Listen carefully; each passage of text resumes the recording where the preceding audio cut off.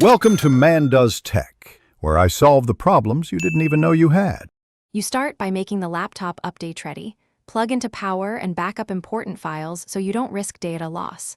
Once done, free disk space. Windows needs room to unpack files.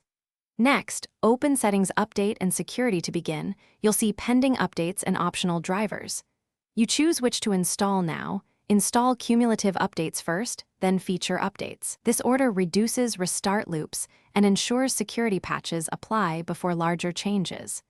Make sure Wi-Fi is stable or use Ethernet for reliability. You proceed by clicking Install and watching progress. Some updates take minutes, others an hour. Once a batch finishes, Windows may request a restart. Schedule restarts during inactive hours and set active hours so work isn't interrupted. While updates run, monitor for errors, note codes if they appear.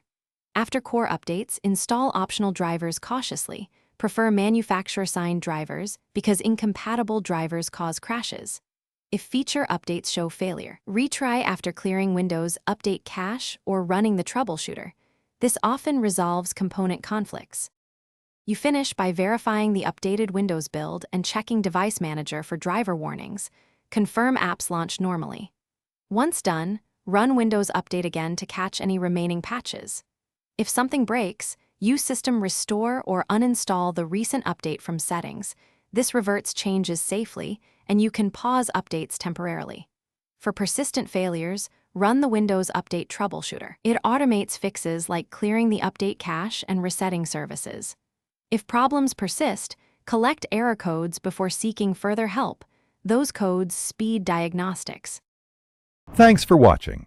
If you found this helpful, don't forget to like and subscribe.